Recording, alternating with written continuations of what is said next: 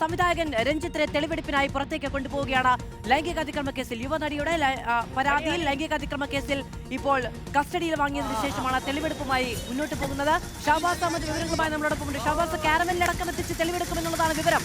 മധു കേൾക്കാമെങ്കിൽ മധു, ഇതാ സംവിധായകൻ രഞ്ജിത്തിനെ തെളിവെടുപ്പിനായി പുറത്തേക്ക് ഇറക്കിയിരിക്കുകയാണ്.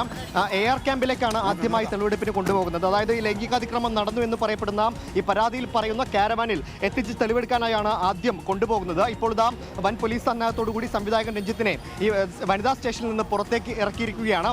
AR ക്യാമ്പിലേക്കാണ് ആദ്യമായി കൊണ്ടുപോകുക. അവിടെയാണ് ഈ കാരവാൻ ഉള്ളത്. കഴിഞ്ഞ ദിവസമാണ് കാരവാൻ ചങ്ങനാശ്ശേരിയിൽ നിന്ന് പിടിച്ചെടുത്ത് കൊച്ചിയിലേക്ക് എത്തിച്ചത്. 2 കാരവാനുകളുണ്ട്. ഈ കാരവാനിൽ ഒന്നിലാണ് ഈ കഴിഞ്ഞ ദിവസങ്ങളിൽ ഈ സംഭവം നടന്നു എന്ന് യുവതി പരാതി നൽകിയിരിക്കുന്നത്.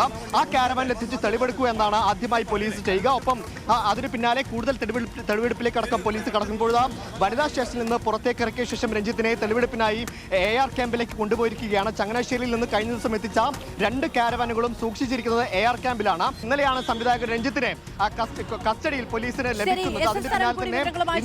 ശരൺ, ആവർത്തിച്ചുള്ള ചോദ്യം ചെയ്യലും ഇതൊരു വ്യാജ പരാതിയാണ്, ഈ കേസ് കെട്ടിച്ചമച്ചതാണ് എന്ന നിലപാടാണ് രഞ്ജിത്ത് സ്വീകരിക്കുന്നത്. ഇന്നലെ ഉച്ചയ്ക്ക് ശേഷം ഉദയംപേരൂർ CI അദ്ദേഹമാണ് IO, അദ്ദേഹത്തിന്റെ നേതൃത്വത്തിൽ വിശദമായ ചോദ്യം ചെയ്യൽ നടന്നു. പക്ഷേ പ്രാഥമിക ചോദ്യം ചെയ്യലിൽ രഞ്ജിത്ത് എന്താണോ പറഞ്ഞത് അതിൽ തന്നെ രഞ്ജിത്ത് ഉറച്ചു നിൽക്കുകയാണ്.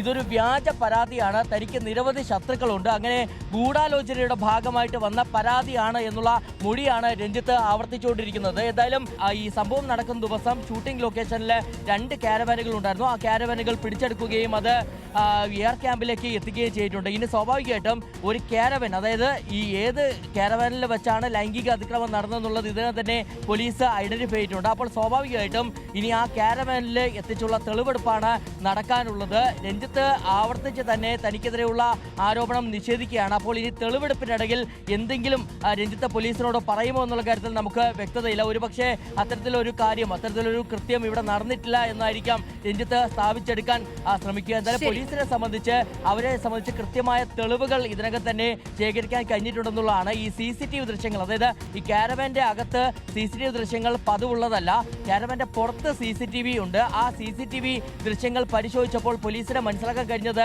ഇതിന് ബാക്കപ്പ് ഇല്ല എന്നുള്ളതാണ്. കാരണം ജനുവരി 30-നാണ് ഈ സംഭവം നടന്നിരിക്കുന്നത്, 2 മാസം പിന്നിട്ടിരിക്കുന്നു.